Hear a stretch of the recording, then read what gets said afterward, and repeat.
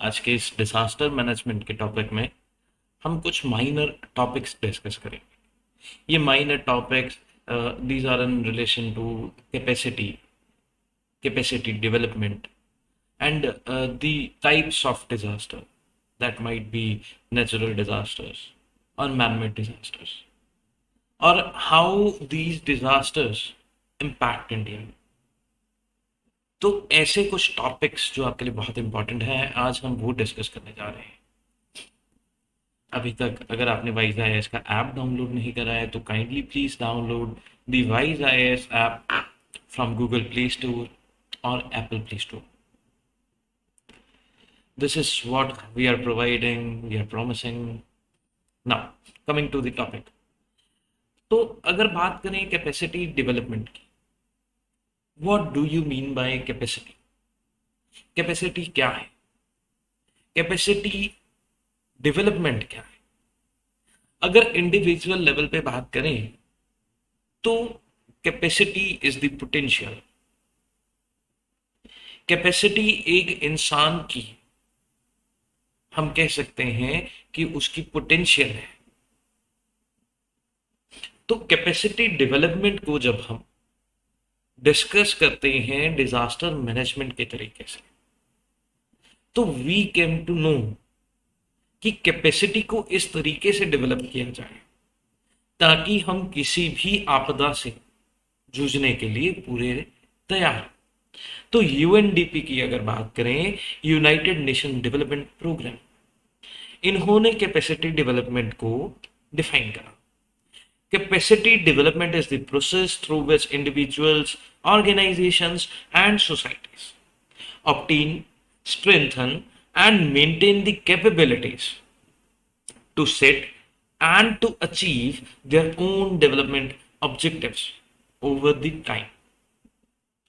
तो या तो अगर हम बात करें इंडिविजुअल लेवल पे या ऑर्गेनाइजेशन लेवल पे या सोसाइटी लेवल पे, हम इस डेफिनेशन को अगर ब्रेक करके पढ़ेंगे तो हमारे लिए और आसान। Let's read it again. The process through which individuals, organisations and societies, what are they doing? They are obtaining. The second part is what they are obtaining is to strengthen and to maintain the capabilities। एक तो मजबूत करना, सिर्फ मजबूत करना हर एक चीज को काफी नहीं, उसको मेंटेन करके रखना भी बहुत जरूरी। To strengthen and to maintain the capabilities, to set and to achieve. किस चीज के लिए स्ट्रेंथन करना है या किस चीज के लिए उसको मेंटेन करना। To set and to achieve their own development objectives over the time। So this capacity development is related to the development and strengthening of the institutions। institution के relation में mechanisms and capacity of all the stakeholders in the society। even the Sindel framework, जो Sindel framework थे हमारे, the framework stressed on enhancing the technical, financial and administrative capabilities of all the institutions to cope with the hazard risk of different kinds। The capacity development process is driven from inside the community with the existing assets। तो ये कहां से आती है? ये एक अंदर के एग्जिस्टिंग एसेट से आती है कम्युनिटी की, ये कहीं बाहर से खरीद कर नहीं लाई जाती। Therefore, the key ingredients of the capacity development, you can say, what are the key ingredients? जो हमने अभी तक डिस्कस करा, हमें ऐसा पता चलता है, it relates to the country's intrinsic capacity to manage the development process and disasters। ये एक बहुत वाइड टर्म है जिसको हम सिर्फ डिजास्टर्स तक लिमिट नहीं कर सकते, डेवलपमेंट प्रोसेसेस भी इसके साथ में आते हैं। It is a continuous process of change. There is no universal pattern of capacity development and is mostly dependent on the country's own path of development. तो कोई एक यार्ड स्टिक नहीं है, कोई एक डॉटेड लाइन नहीं है कि इसी ऊपर चलेंगे तो हमारा कैपेसिटी डेवलपमेंट होगा। ठीक। There is no universal pattern of capacity development. हर एक देश के लिए, हर एक सिचुएशन के लिए it depends upon the facts and circumstances. किस देश के लिए वो कैसा होगा। इंडिया और पाकिस्तान के लिए अलग अलग कैपेसिटी डेवलपमेंट, नेपाल के लिए अलग तरीके से, श्रीलंका के लिए अलग तरीके से, चाइना के लिए अलग, और यूएस तो भैया बिल्कुल ही अलग। Right. Capacity development is a multi dimensional and complex in nature. ये एक मल्टी डायमेंशनल प्रोसेस है और एक complex process. Right. Foreign aid may play an important role in the capacity development of the country। तो foreign add जो है वो एक इंपॉर्टेंट रोल जो है वो प्ले करती है कैपेसिटी डेवलपमेंट में एक कंट्री की। अब बात करें लेवल्स ऑफ कैपेसिटी डेवलपमेंट की। What are the levels of capacity development. तो तीन तरीके के लेवल आपके सामने। लेवल्स ऑफ कैपेसिटी डेवलपमेंट जो हैं ये भी हम यूएनडीपी के आधार से ही पढ़ रहे हैं।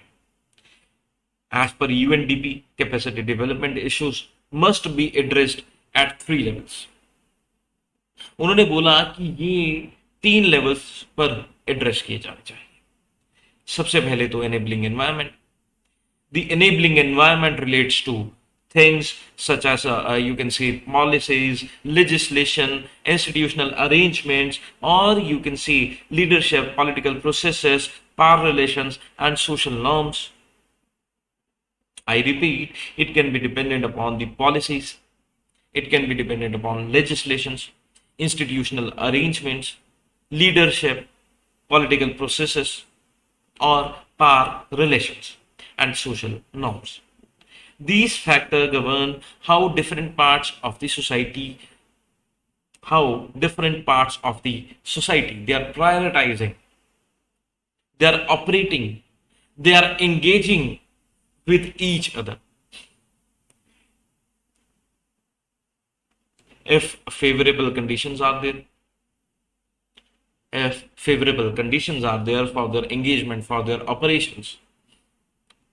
So, if favorable conditions are there, they can be said to be a developed one. It will allow effective capacity development. On the other hand, vice versa,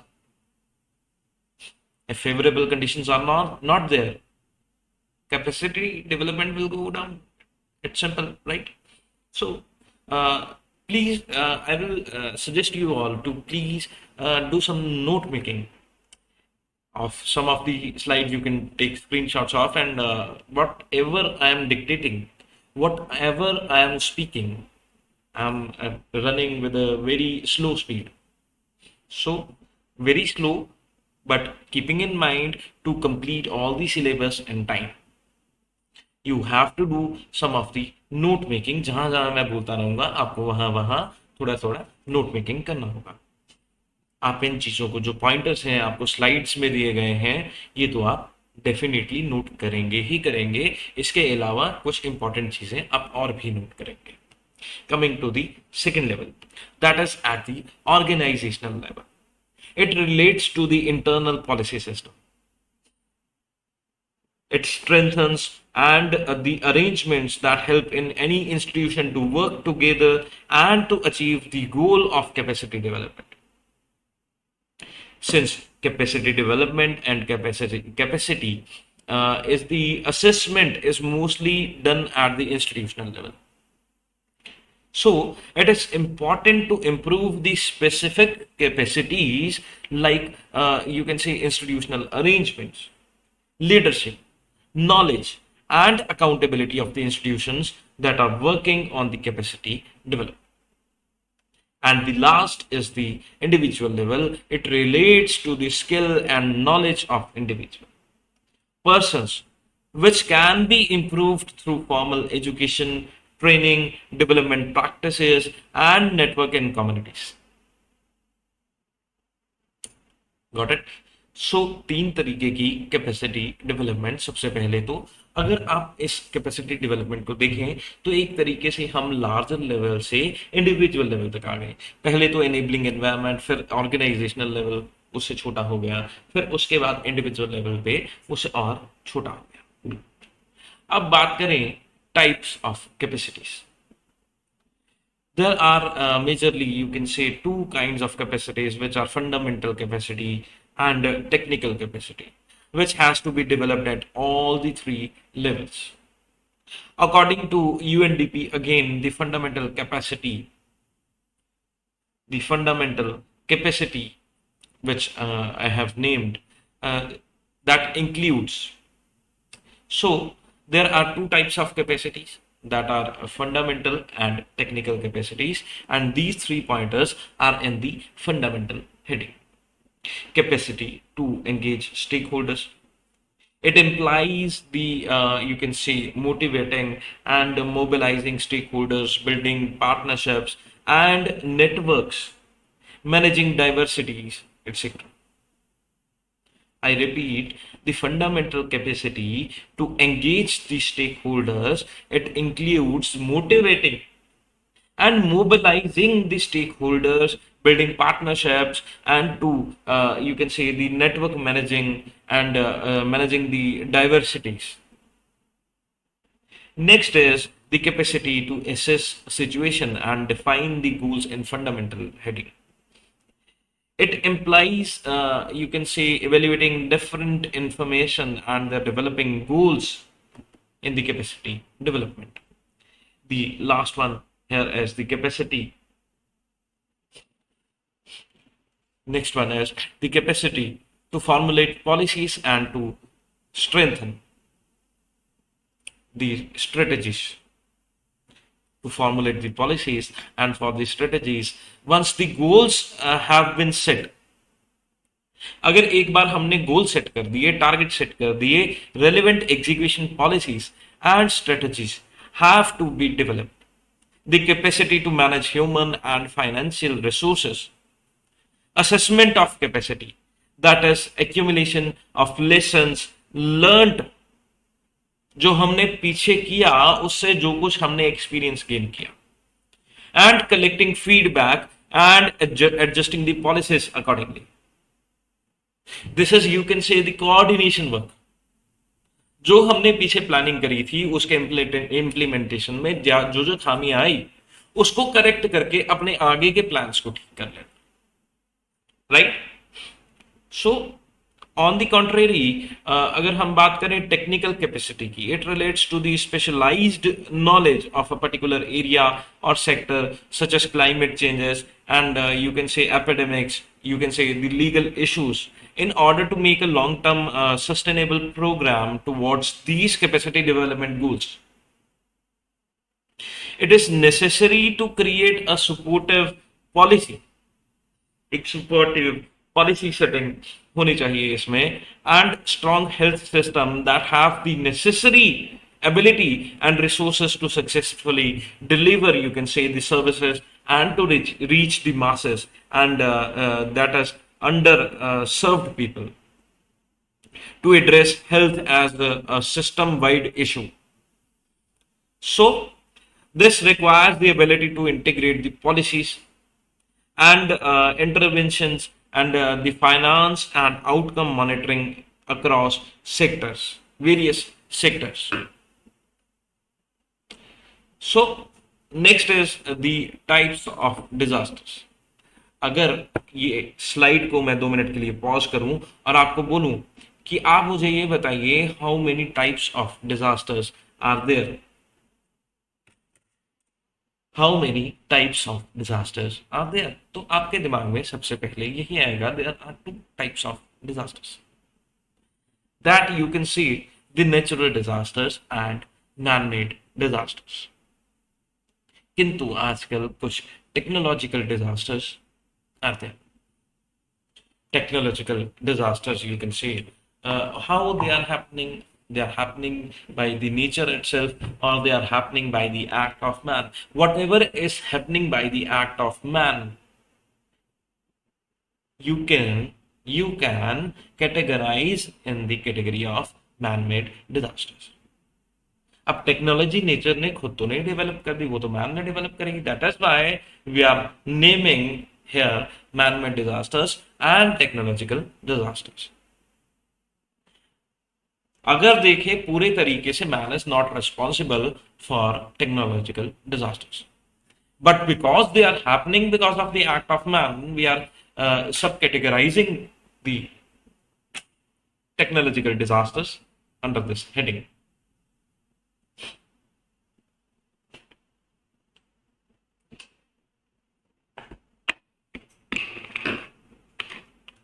So अगर इसमें बात करें टेक्नोलॉजिकल डिजास्टर्स, हमने मैन मेड डिजास्टर्स देखे। अब अगर हम देखें, हमने दो ग्रुप्स में डिजास्टर्स को जो है क्लासिफाई किया। अब ह्यूमन डिजास्टर्स की अगर बात करें, वो तो एनवायरमेंटल भी हो सकते हैं, वो टेक्नोलॉजिकल भी हो सकते हैं। वापस अगर आए हम नेचुरल डिजास्टर्स की बात करें, natural disasters they could be biological disasters, there could be geographical geophysical disasters, right? Note these headings.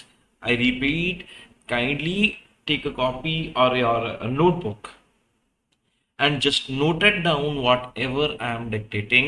अगर आप नोट नहीं करेंगे तो आगे की स्लाइड्स का कोई फायदा नहीं होगा, राइट?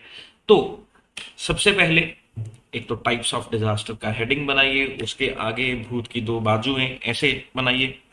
एक में लिखिए नेचुरल डिजास्टर, एक में लिखिए मैन मेड डिजास्टर, राइट? तो नेचुरल डिजास्टर के आगे आप बनाएंगे 5 सब हेडिंग्स। नेचुरल डिजास्टर को हम 5 सब हेडिंग्स में डिस्कस करेंगे। वो 5 सब हेडिंग्स मैं बोल रहा हूं यहां। आई होप कि आप सबने वो एक ग्राफ जो है, एक चार्ट जो है वो ड्रॉ कर लिया होगा। The very first one is biological, the very first one is biological, the second is geophysical, the third one is hydrological, and the fourth one is meteorological. The last one is climatological. I repeat, biological, geophysical, hydrological, meteorological, climatological. So दो आ गए। अब man made disasters में आगे इनको classify कीजिए, एक तो environmental, दूसरा टेक्नोलॉजिकल। इनको हम आगे सब हेडिंग्स में भी क्लासिफाई करेंगे। सबसे पहले हम यहां डिस्कस करेंगे जियो फिजिकल डिजास्टर्स। तो बेसिकली अगर हम नेचुरल डिजास्टर्स की ही बात करें, नेचुरल डिजास्टर्स और natural catastrophes is a natural process और occurrence that can result in death या फिर इंजरी या फिर health consequences, as well as property destruction भी हो सकता है इसमें, लॉस ऑफ लाइवलीहुड हो सकता है, सर्विसेज हो सकता है, loss of social and economic, you can से प्रॉस्पेरिटी, और यू कैन से सोशल और economic disruptions, and environmental harm तो होता है। इसके एग्जाम्पल्स में हम लिख सकते हैं अर्थक्वेक्स हो गए, लैंडस्लाइड्स हो गए, वॉल्केनिक एरप्शंस हो गई, फ्लड्स हो गए, और उसके बाद आप लिख सकते हैं हरिकेन्स हो गए, टॉर्नेडोस हो गए, सुनामीस हो गई, साइक्लोन्स हो गए, वाइल्ड फायर्स हो गई, और उसके बाद पेंडेमिक्स हो गए, राइट? और मैनमेड डिजास्टर्स की बात करें या फिर टेक्नोलॉजिकल डिजास्टर्स की बात करें, ह्यूमन कॉज्ड डिजास्टर और द रिजल्ट ऑफ टेक्निकल और human caused risk, that is war, civil unrest, or you can see stampedes या फिर fires, transport accidents, industrial accidents, conflicts, oil spills, और टेररिस्ट अटैक्स हो गए, न्यूक्लियर एक्सप्लोजन्स हो गए, radiations हो गए, और ये सारे एग्जांपल्स जो हैं ये हम मैन मेड डिजास्टर्स या टेक्नोलॉजिकल डिजास्टर्स में लिख सकते हैं। अब बात करें सबसे पहले जियो फिजिकल डिजास्टर्स की, तो जियो फिजिकल में अर्थक्वेक, मास मूवमेंट या फिर mass movement of earth material जो है ये हम डिस्कस करेंगे। लैंडस्लाइड, फॉलोइंग अर्थक्वेक्स इस कैटेगरी में आएंगे। Urban fire triggered by earthquakes, I think इन चीज़ों की बहुत ज़्यादा एक्सप्लेनेशन की ज़रूरत नहीं है। As the name suggest, everything is crisp and clear, you just have to put the right things in the right basket. Then next is liquefaction, the transformation or partially water saturated soil from a solid state to a liquid state caused by an earthquake, right? So a mass movement of earth materials, usually the down slopes landslides में आती है, surface displacement of earthen material due to ground shaking triggered by earthquake. Surface displacement जो हो जाती है, उसके बाद अगर हम बात करें वॉल्केनोस, volcanoes में surface displacement of the earthen material due to the ground shaking triggered by volcanic eruption, same चीज आती है पर volcanic eruption से जब धरती पूरी कांप जाती है उसके बाद। then next is you can say a type of geological event near on opening wind in the earth's surface, including volcanic eruptions of lava, ash, या हॉट वेपर्स आ गए, गैस आ गई, या पायरोक्लास्टिक मटेरियल आ गया इस वजह से। फिर उसके बाद ऐश फॉल हो गया या लहर हो गया, hot and cold mixture of other material flowing on the slope of a volcano either during or between the volcanic eruptions. फिर आपके पास आ जाता है लावा फ्लो, फिर उसके बाद आ जाता है पायरोक्लास्टिक फ्लो। इसमें आप लिख सकते हैं extremely hot gases, ash and other materials of more than 1000 degrees Celsius that rapidly flew down the flank of a volcano more than 700 km per hour during the eruption. Then next is your tsunami,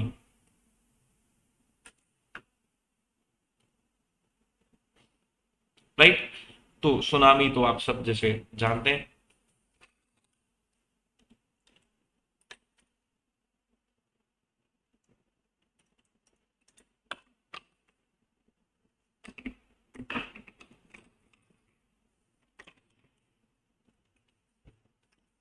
so tsunami की अगर बात करें, series of waves with long wavelengths when travelling across the deep ocean. So जब ये tsunami एक तरीके से समुद्री हम कह सकते हैं समुद्री आउटस्कर्ट्स में जो लहरें आती हैं, बहुत तेज लहरें आती हैं और अपने साथ सब फ्लड्स लाती हैं, बहा के सब कुछ ले जाती हैं, that are generated by displacement of massive amounts of water through underwater earthquakes. So this is the point to be noted here. These are the caused by during underwater earthquakes, volcanic eruptions, or landslides. Tsunami waves travel at a very high speed across the oceans, but as they begin to reach the shallow water, they slow down.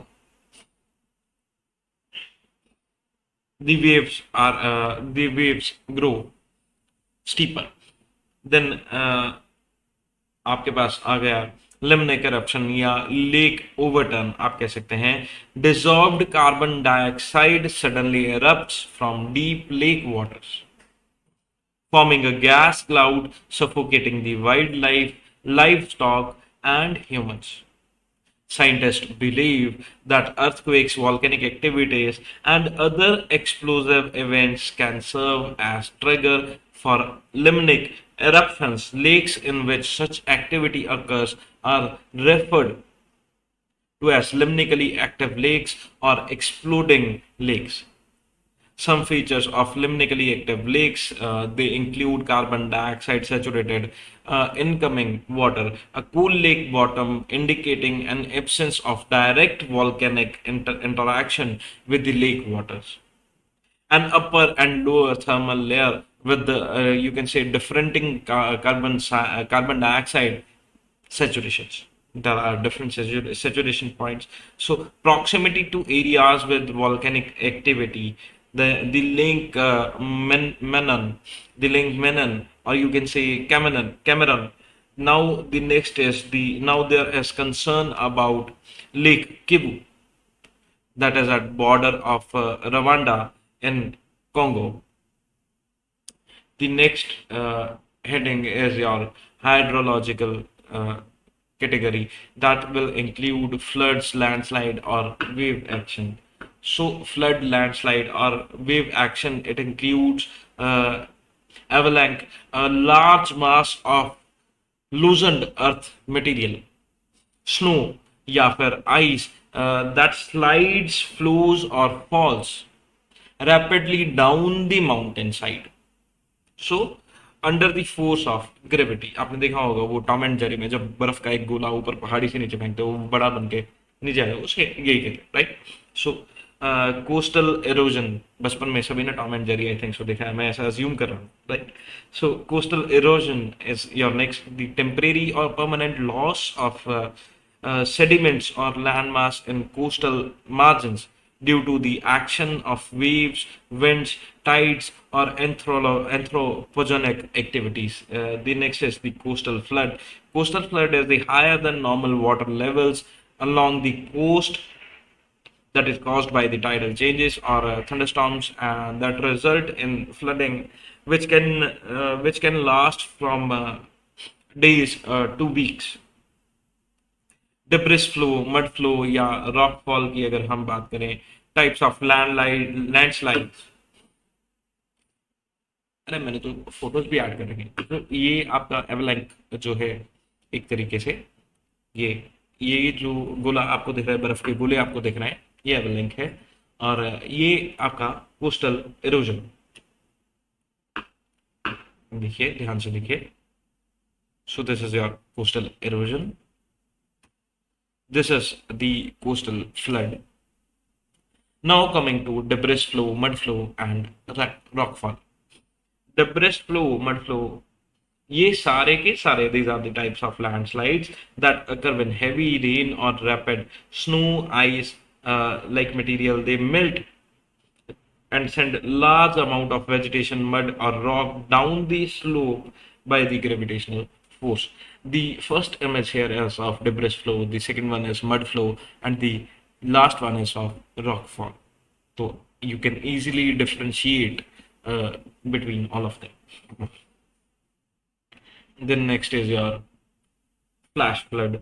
Hydrological में ये आएगा, heavy or excessive rainfall in a short period of time that produces immediate runoff, creating flooding conditions within minutes of a few hours during or after the rainfall.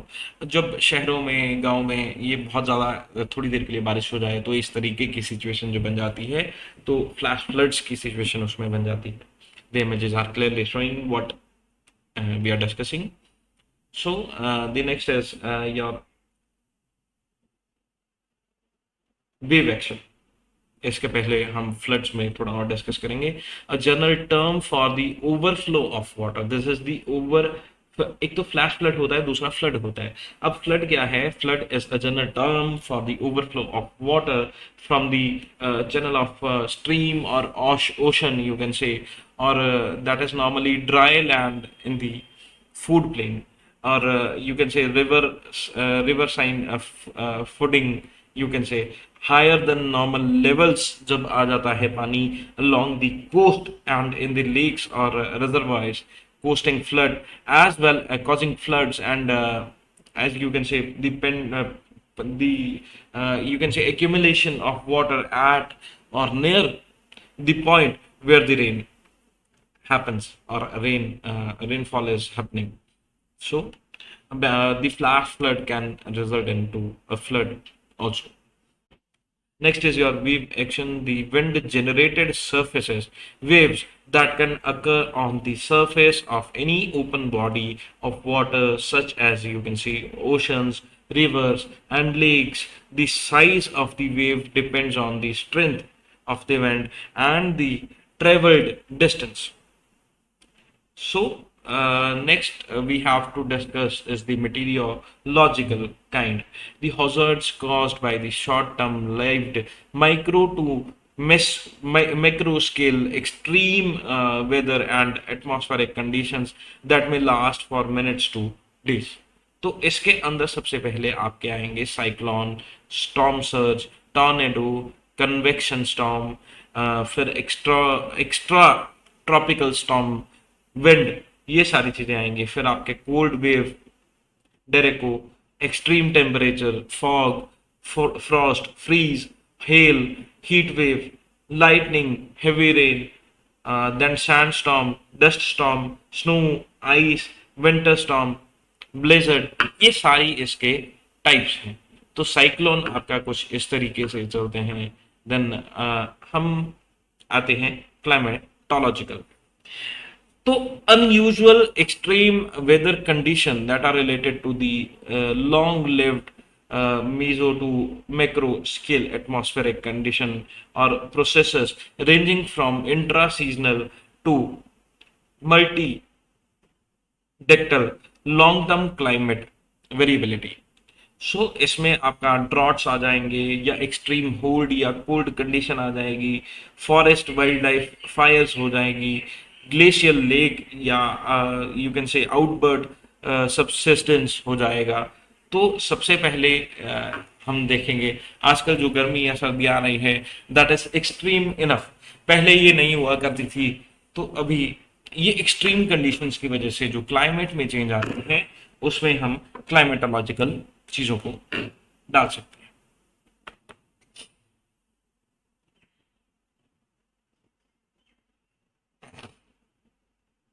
Next is your biological. The major example जो हम सभी ने अभी फिलहाल में देखा, just look at the slide, just look at your screen and just guess what it is, what we are going to talk about.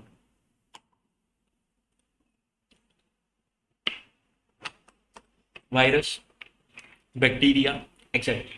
तो ये बायोलॉजिकल में हम क्या डिस्कस करेंगे, the types of viruses, bacteria. So exposure to germs and toxic substances that are causing epidemics, that are causing viral, that are causing bacterial or fungal, or you can say prion infections in human beings or animals, in any living organism whatsoever it is happening. For example, the COVID-19, the lumpy disease, right? The insect infections, animal stampedes, all are categorized under the biological category in India. So, what you can categorize in biological? सबसे पहले epidemics आएंगे, epidemics. Then you can see why epidemics are happening. That are happening because of the viral infections, bacterial infections. They are happening because of the parasitic infections, parasitic attack, or you can say fungal infections, or in prion infections.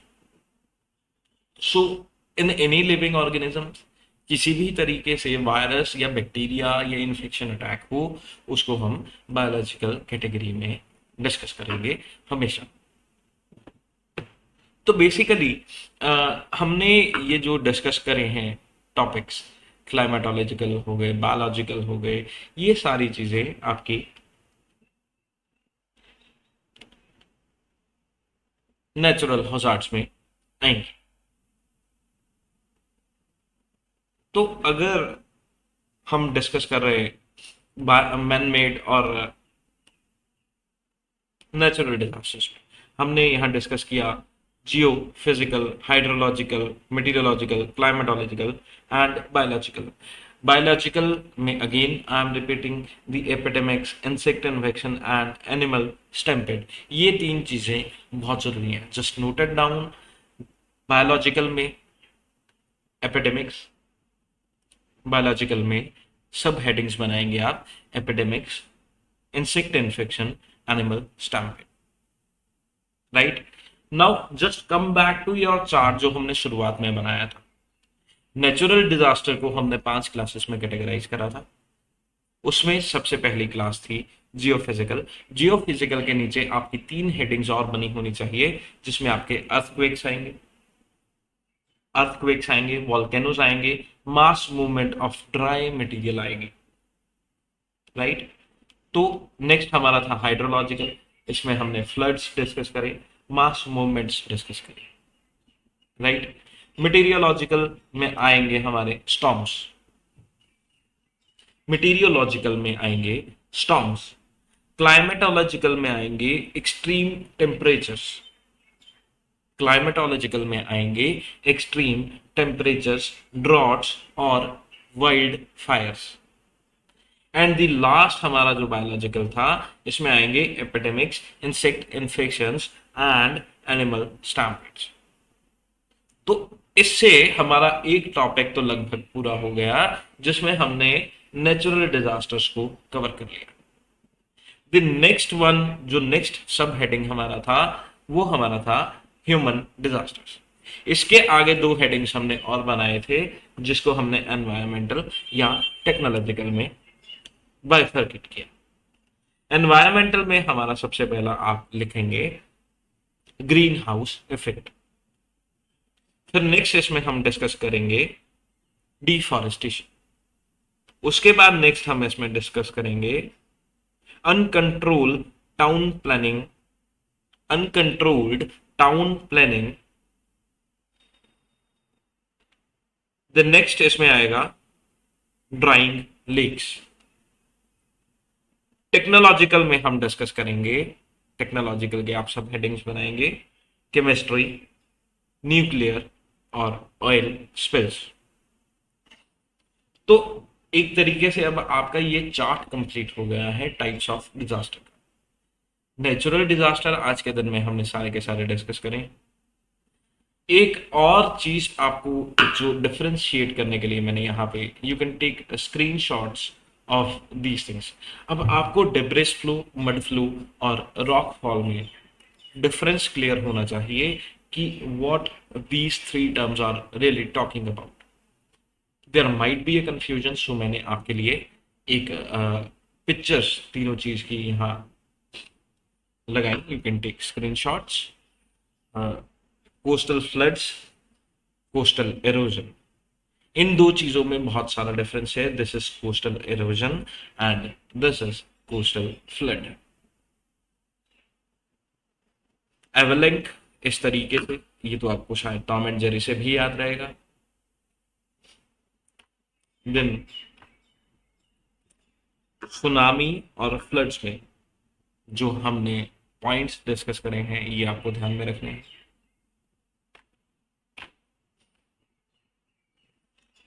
Types of disaster मैंने आपको फिर से बताया कि दो तरीके के disasters हमने डिस्कस करे हैं। इसमें हमने सब हेडिंग्स बनाई हैं। Total man made disaster, technological disaster और नेचुरल डिजास्टर में there are total number of 7 सब हेडिंग्स जो हमने डिस्कस करी, जिसमें से 5 और 2 हम जो मैन मेड डिजास्टर्स की हैं वो नेक्स्ट लेक्चर में डिस्कस करेंगे। नेक्स्ट लेक्चर में हम नेचुरल डिजास्टर इन इंडिया का टॉपिक जो है वो भी in detail, in depth discuss करने वाले हैं। तो बेसिकली इन डिटेल हमने नेक्स्ट लेक्चर में नेचुरल डिजास्टर्स का impact in India, natural disaster का control, mitigation and what areas are prone to these natural disasters, ये डिस्कस करना है। उसके पहले आई जस्ट वांट यू कि आपको एक तरीके से इस लेक्चर की पूरी क्लैरिटी हो। तो बेसिकली आपने जो साइनॉप्सिस बनाए हैं, जो आपने नोट्स बनाए हैं साथ में, आप इस वीडियो के तुरंत बाद उसको एक 2 या 3 मिनट की झलक मारेंगे। Then after you can do whatever you want to do, right? ताकि हम जब नेक्स्ट लेक्चर डिस्कस करें तो आपको वो टर्म्स सारी एक बार के लिए याद है, राइट? सो